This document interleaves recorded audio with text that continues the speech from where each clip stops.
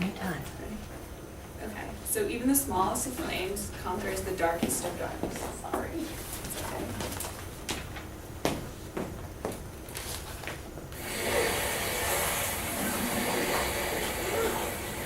Cool.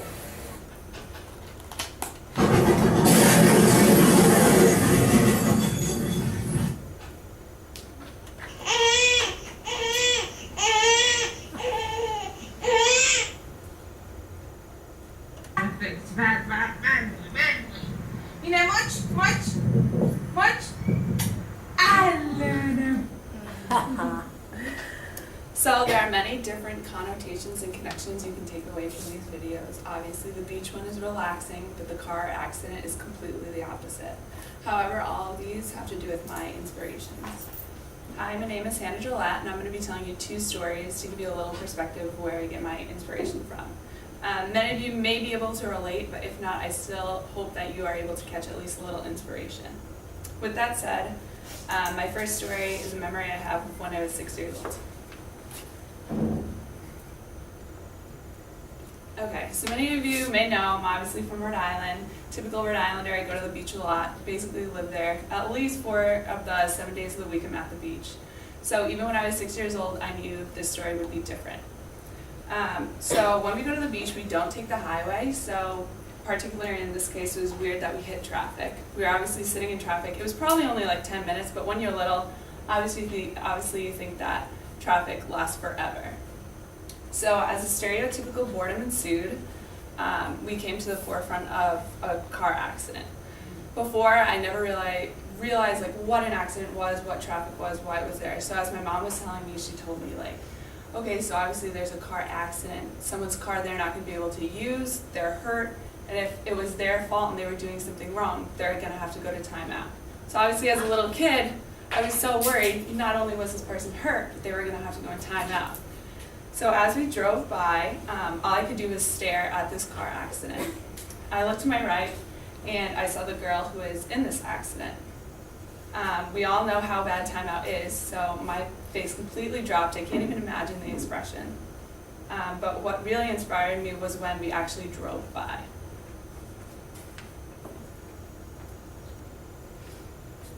So this picture has to do with my inspirations.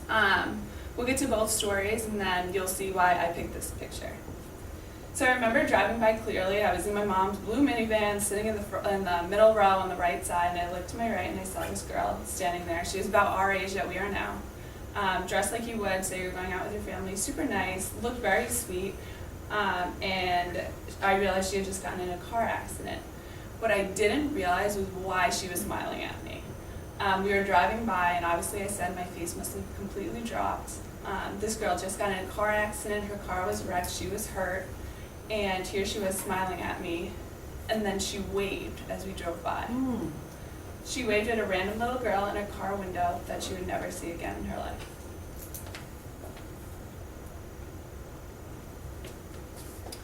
So my second story is a little more heart-wrenching, I guess you could say, but it still inspires me to this day. So this summer I was really lucky. I got to work with little kids from a city called Central Falls. This city, just to put in perspective of where I was coming from when I was working with these kids, think of the most inner city that you know of. Now compare it to the Hamptons. This is what I was working with. So obviously there's a lot of poverty, there's a lot of drug abuse, violence, everything like that, and I got to know it firsthand. I got to work with about 10 kids, each unique, but each with terrible disabilities. And it's like really unfortunate to say, but most of them was because they were beaten as children. But the little girl I'm going to talk about, she was the only one who was born with these disabilities. So this little girl's name was Leilani. She was about 7 years old. So sweet, so cute, but she was paralyzed. As you can tell, she had spina bifida, scoliosis, almost everything that you wouldn't want in a child, she had. So when she was little, she was not born here, she was born in South America, so right away she was overcoming difficulties that we can't even imagine. She didn't have enough money, but her grandma still came to the United States with her and her twin. Even though it was illegally at first, she came to the United States because she needed medical attention so badly. One of the main concerns when we were working with her was the spina bifida.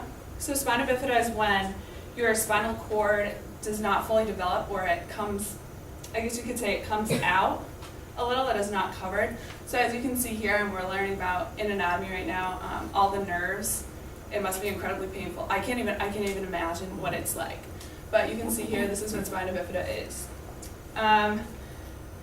There are also many problems associated with this. She had paralysis, she was disconfigured, and it just hurt to look at. Another one of these issues that comes from this was her scoliosis. Many of you have probably heard of scoliosis, so it's when your spine curves. So I found this picture, and I tried to find the most severe picture I could find, just so it related to her. This one looks pretty severe.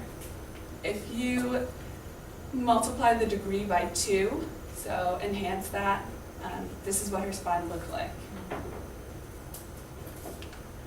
Needless to say, obviously she was in a lot of pain all the time, that she couldn't say because she was incapacitated to say it.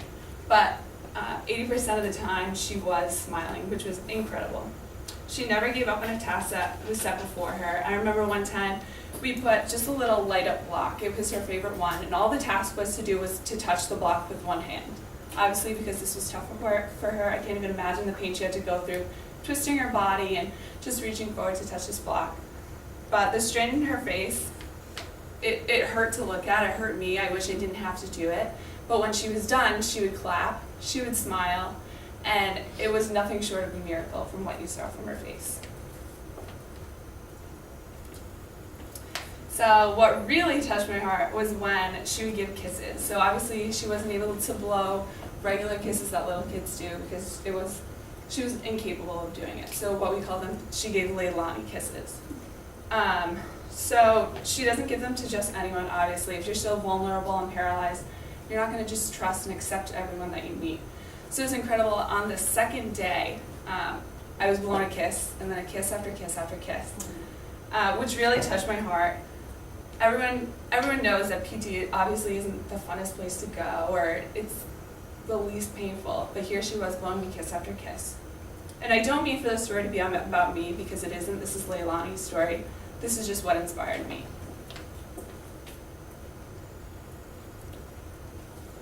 So to this day, I'm still inspired by a complete stranger who I will never see again in my life, and a little girl who's no older than 7 years old. But come on, who wouldn't be? After everything that they went through, to still make me feel the way I did, it's incredible. Now obviously a typical 6-year-old wouldn't remember a random girl on the side of the road waving to them, but to me, this is where I get my inspiration from.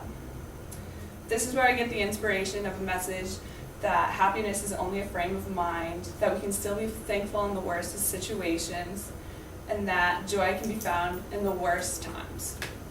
Yes, a lot of these may be cliche, they're just thrown around a lot, everyone always says them, but they're also all very true. So I want to end with this quote that I try to live by, even if it seems impossible at times. Even the smallest of flames conquers the darkest of darks. I hope you are all inspired by this motto, even though you are not able to maybe live by it every day, you're trying to be, because its use only once could be the change that sets the world back in the right direction. Oh, and by the way, years later, after driving by the same spot a million times where this car accident was, I eventually realized that this girl who waved at me was not in the car accident, she was just waiting for the bus stop. Thank